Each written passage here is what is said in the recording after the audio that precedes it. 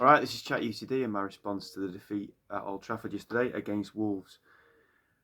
How many times have I started a video with this is Chat UTD and my reaction to the defeat against, you fill in the blank, 15 in the league, 15 defeats in the league. I went to the game yesterday. Safe to say it was far less eventful than Thursday, and I was a bit worried yesterday going to the game thinking after the Lord Mayor's show, not much to play for, changed team, up against Wolves who've won 4 games in a row and unbeaten in 5 at the time. A much improved Wolves team, sort of refreshed by their manager since Christmas, and I'm thinking we could end up getting a pasting here. And that never materialised and never looked likely. I thought it was a poor game, but the structure of our team, considering there was quite a few changes, was okay defensively, particularly. We created, I'd say we created the best half chances in the game. There wasn't many chances in the game, full stop. But it certainly didn't. My fears didn't materialise. Let's put it that way. In the end, we were beaten by a free kick. A good free kick, I must say though. I think Onana can do better. I think his positioning is poor. He's left a massive gap for a free kick specialist to utilise, and he hasn't been able to get over and save it. So it's not a blooper, it's not a clanger, but I think he can do better. I repeat what I said on Thursday.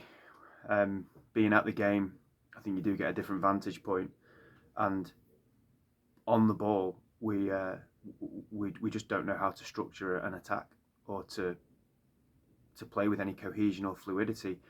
I watch players try and control the ball and then look up and find a teammate, and it looks like it's the Krypton factor. It's like it looks like it's really difficult. They get it, they stop, they look around, it takes a while, someone's closed them down, then they panic, then they just pass it sideways or backwards or give the ball away. Just basic stuff. You know, this is the Premier League. This is Manchester United. Players who can't do the bare minimum stuff that you'd expect them to be able to do. And yeah, no fluidity or cohesion in the team. As there wasn't on Thursday, I don't think. I think on Thursday, the 7 minutes of utter carnage papered over what was for me another quite poor performance. Yesterday, there's more mitigating factors to that, obviously, because there were some changes and there's some younger players in the team, but still, there's no structure to the team. When you actually look though and you see the shape of the team and what it's supposed to be, you've essentially got a striker, an inside right and an inside left, and then obviously wing backs. As I say, on both occasions, my tickets were quite high up, so you can see everything. And I'm looking and thinking, right, most teams play with 4 at the back. And that inside right position in particular, if the person that's playing in that position is standing in the right position and knows what to do in that position, and if the wing back's bombing on, there's huge gaps that can be exploited. So, for example, the left-sided centre-back and the left-back yesterday, and it was the same on Thursday, there was a gap in the middle of them, which was quite big. I'm thinking, right, the inside right, like yesterday it was Mainu, on Thursday it was Bruno. If you're in the right position, or if Rasmus starts making some decent runs and pulls the centre-back even further away, there is a huge gap there that you can get into to go and utilise. Well, obviously it was, I was going to say Dallo, but it was Dorgy yesterday. If the right wing back then bombs on, the left back for the opposition has to go out further, and that gap gets even bigger for us to utilise. But the players that are playing in the inside right channel are not playing. They clearly, it's not their position. They don't know how to do it. They're not doing those things correctly, and because of that, there's wasted opportunities. And often the wing back's not getting forward quick enough, probably because we're worried about conceding goals and we're trying to be more pragmatic. But I'm looking at it thinking, this system isn't the problem here. This system potentially is opening up significant gaps in the opposition that we're not taking advantage of because we don't have the right players to play in the positions that need to play in this system. It's square pegs in round holes. Amani was one of our better players yesterday. but he didn't play the position in the way that I think Amrin probably would want him to play it. And if we had players that could play in those positions, I think it would be quite an innovative system that would cause problems for teams. But we don't have the players to do it.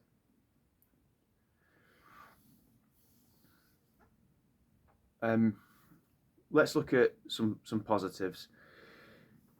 It was two young lads, really. Said Manu played pretty well. I thought Tyler Fredrickson was pretty much faultless. And listen, I'm I'm unapologetically positive about young players, and I probably see all of their good points and none of their bad points. So someone can pick me up and pick a hole in his performance, I'm sure. But from being there and looking at it, I can't honestly say that I saw any downsides to his performance yesterday. I thought he was superb. There was a moment in the first half where he was comfortably second favourite to a ball, where the striker was backing into him. The ball was, if he won it, it was clearly going to go out of play, and I'd say it was like a 70-30 situation in favour of the forward. He won the ball, didn't give away a free kick. He kept the ball in, which was highly unlikely when you looked at where he was. He kept the ball in, a lovely bit of skill, little move, and he's away, and he drives the ball forward and he starts an attack, and it lifted everybody. And when you're in the crowd, the appetite is still there. The appetite is still there from the supporters. They just need something. They need something to cling on to. And there was everybody's up because someone's done something, giving you something to hang on to. Now I always remember, and I think I mentioned it on here before, when we played Arsenal 2002, 2003, so we were a lot better team than we are now, but we had a few injuries. And we ended up winning the game 2-0. But early in the game, Wes Brown absolutely smashed Thierry Henry. He won the ball. But it was a bone cruncher of a challenge. And the crowd reacted as if we'd scored a goal, and it lifted everybody. That was the catalyst. The difference then was to pick up that catalyst, to keep the fire burning. We had people like David Beckham and Juan Varane and Ruud van Nistelrooy and Ryan Giggs and Paul Scholes. What happened yesterday was Tyler Fredrickson does that. Everyone's lifted. Harry Mass made a couple of big challenges and everyone was lifted. Everyone's up. And then it just flattens down again because there's no one to take it on and keep that fire burning. And it's a shame because, as I say, the appetite's there from the supporters' perspective. The appetite absolutely is there for us to get behind those moments, to get behind something to give us a lift. But then it's not built upon. That's the problem. But I thought Fredrickson was excellent yesterday. Harry Mass was also really good. He was involved obviously a lot more going forward as a left wing back. Didn't do anything spectacular, but certainly didn't do a lot wrong. And I think considering the amount of minutes he's had, which is not really many at all, if he's already doing so well and looks so steady and looks so comfortable and he's building up his minutes whilst probably building his confidence, because he certainly was one of our better players yesterday, then it bodes well for the future. And one of the flip sides of having a poor squad is it means you get to see some of the younger players because they have to fill in. And we've got obviously Amas looks very promising, Dorgu's young, Mainu obviously still very young, Garnacho's young, Yoro, Heaven. Fredrickson came a little bit out of nowhere yesterday. I heard about Fredrickson years ago that he potentially could be a really special player, but I think he's had a few injuries. But if I'm right, I don't think he's even been in the squad under Amrim. I might be wrong with that, but I'm pretty sure he's definitely not got any minutes under Amrim. So for him to start and play the whole game and play as well as he did was really promising. So there are some young players that give us that little bit of optimism, as young players always do. And as I've said before, it's part of the DNA of the club. So they were really positive. Positives. So they were positives of the day yesterday. I just feel like a broken record talking about Rasmus, but it's a big problem. And the lad is absolutely obsessed with engaging in physical duels that do absolutely nothing, that completely disable him. So this chair's quite decent to be able to show you this with, actually. Every single time the ball goes anywhere near him, he's obsessed with where the defender is. He gets his arms around him like that, backing into him, so he's completely disabled. All of the power is with the centre back.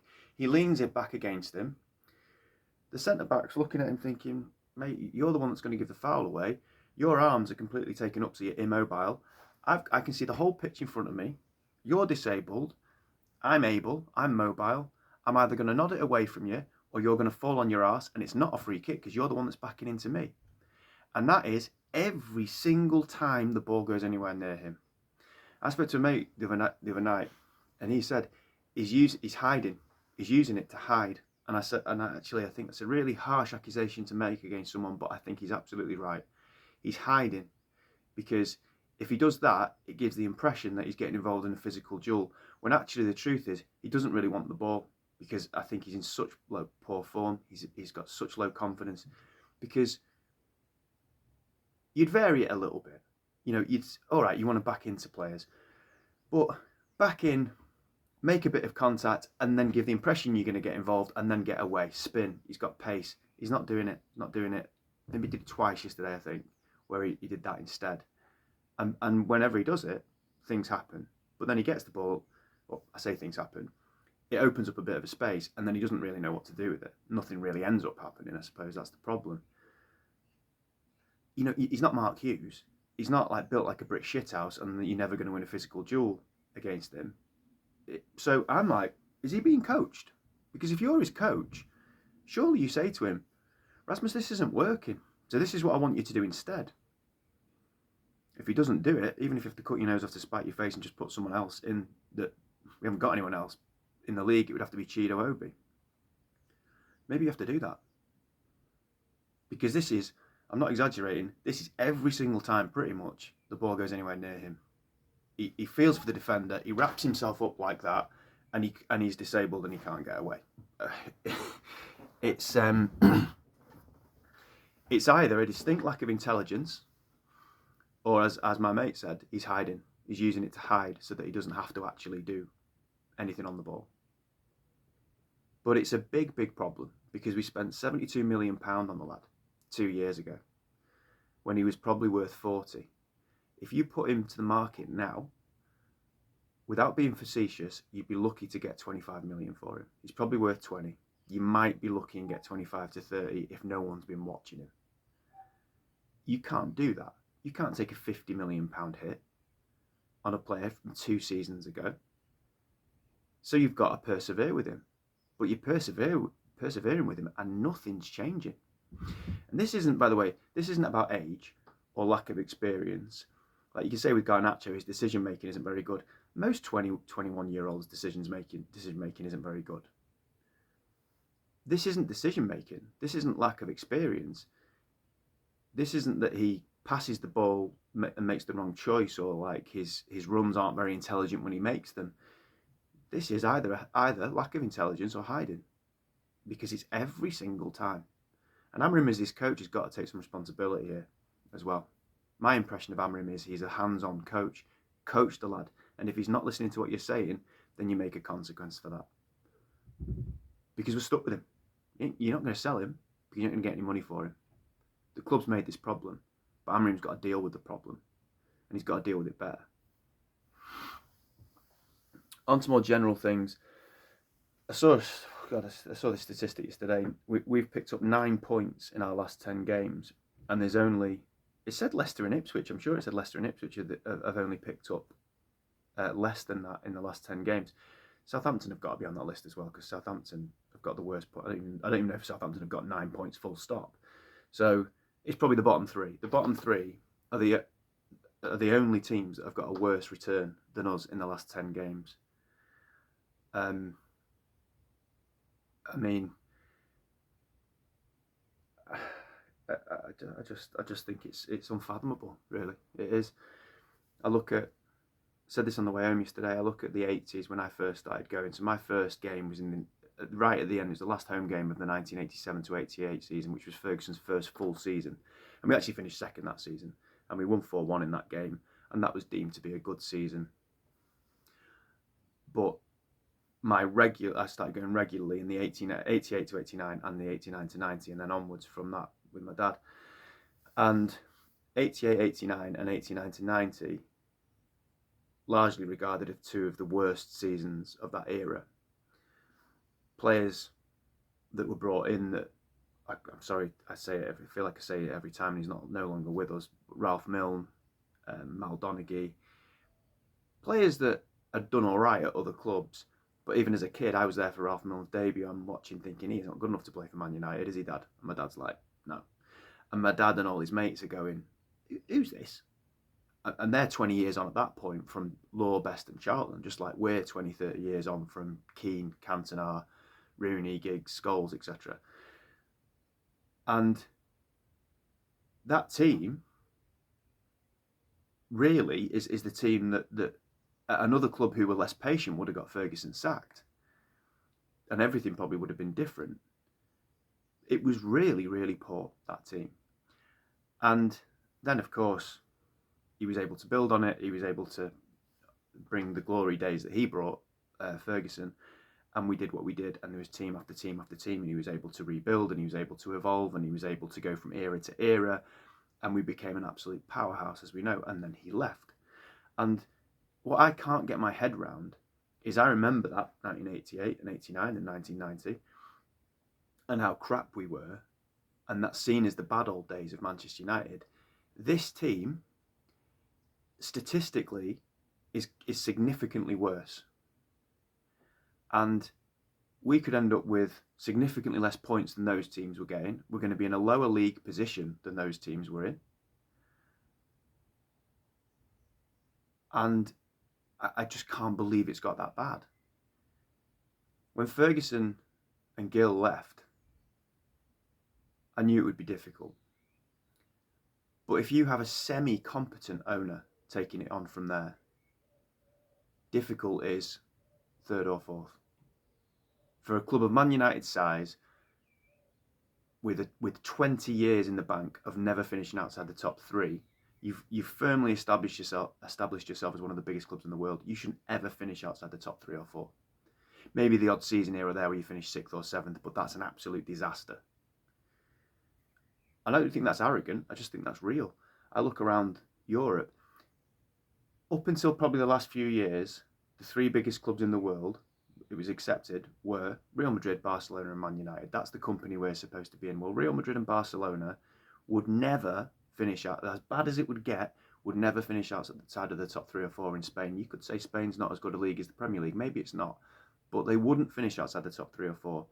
And if they were as low as 11th or 12th, there would be absolute civil war at either of those clubs. United are, what are we 15th, 14th? I don't know. Whatever. And I'm walking away from Old Trafford yesterday thinking, got beat 1-0 by Wolves, but at least we didn't get pasted.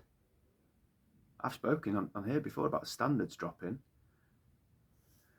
No disrespect to Wolves. Wolves are a big club, but I'm looking around Old Trafford yesterday and thinking, look at the size of our stadium. Look at the pedigree and history of our football club. Look at you're standing on the shoulder of giants. The Busby Babes, Doherty, Ferguson, even Ron Atkinson. The trophies we've won, the things we've seen, the history, the storied history of our football club. You'd fit 2 Molyneux into Old Trafford, and they're winning 1-0, and I'm going away thinking, well, at least we didn't get knobbed. It's unfathomable, as I said. It's incredible. It's really, really quite a stark situation. And what's needed in the summer, it depends what your success criteria is. If your success criteria is mid-table, which by the way would be an improvement, then I think you could probably get 2, 3, 4 players in of not great standard, but would just give us different options and maybe more suited to what Amorim wants. And I think with more time and with those types of players, he would get an improvement, and we could go, we probably would finish mid-table. But if you want to finish top 6, which is that potentially that's 10 places higher. That's not easy, and that's not even where we want to be really, but at least it's a significant improvement. If you want that, then you're going to need not just 5 or 6 players, but you're going to need 5 or 6 top class players. And are we going to be able to do that? even if we get into the Champions League by winning the Europa League, which I think is, for me, I don't think we will, but if we do, that'll increase the pool of players we can choose from. But being real about it, are we going to be able to get players ahead of the likes of Arsenal, Liverpool, City, Chelsea, Villa, Newcastle? And there's others as well, but just let's say those six. If you're a player and you want to come to the Premier League, those six teams are far more attractive than Manchester United. And they're all going to be in Europe. So it's a hell of a task moving forward from where we are. And it brings me to Amorim.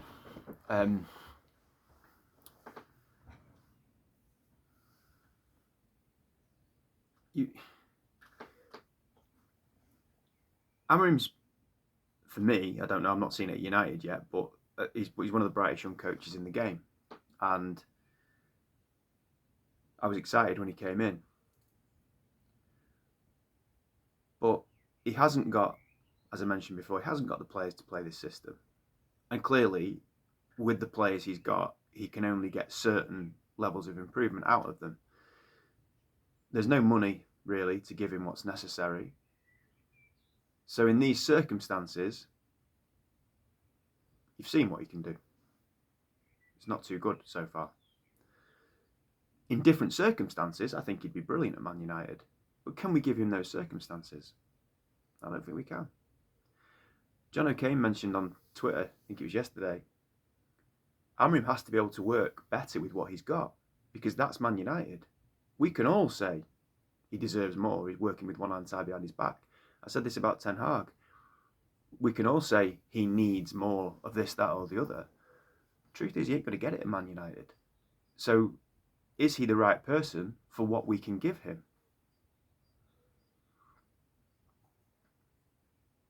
The Goldbridge on United Stand at times just makes agendas up, like he's talking about there's an issue because there's a big movement against Amorim.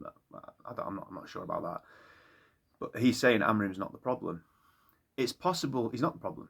I completely agree, he's not the problem. But it's possible to not be the problem, but also not be the right man for the job through no fault of your own. And that's the thing that I can see in this circumstance. We need someone who can polish a turd. And the first name that comes to my mind is Ole Gunnar Solskjaer. Ole Gunnar Solskjaer is not as good as Ruben Amorim as a manager, as a coach. I'm sure he's not.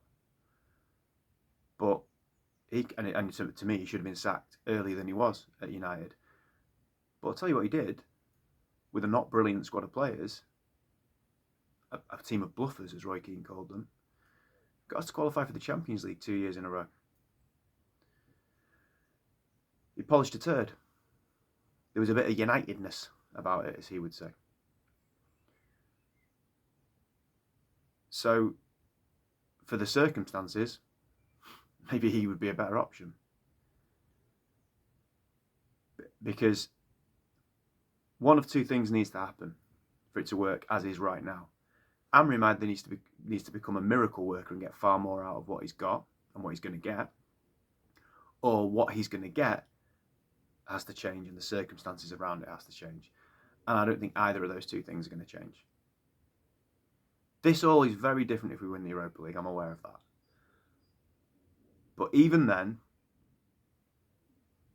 I think he's working with one hand tied behind his back, and I think it's inevitable the next season or maybe next season, the season after, he'll end up getting sacked, which would be a crying shame because I think he's a top manager. And as I've said before, if you had a magic wand, I would go back to when we sacked either Moyes or Van Gaal, and if 40-year-old Ruben Amorim was available then, with his history at Sporting Lisbon, and he came in at that point, I think he could have been our Jurgen Klopp, because the rot hadn't set in at that point, but it well and truly is set in now. So he's not the problem, but he's the right guy at the right club at the wrong time with the wrong owners. So I think it's a difficult one for him. let's be grown up here. I'm not saying hammer him out. I'm not starting an agenda against him. I don't dislike him. I've been to the last 2 games, and the song I've sung the loudest is the Ruben hammer him song. I love that chant. I'm not a hypocrite. If I didn't like him, I wouldn't sing the song. So I really like him, and I really want him to do well at United. But I think it's an impossible task.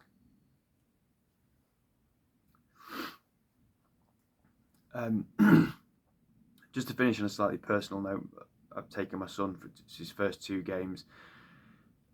In fairness, the circumstances are really difficult.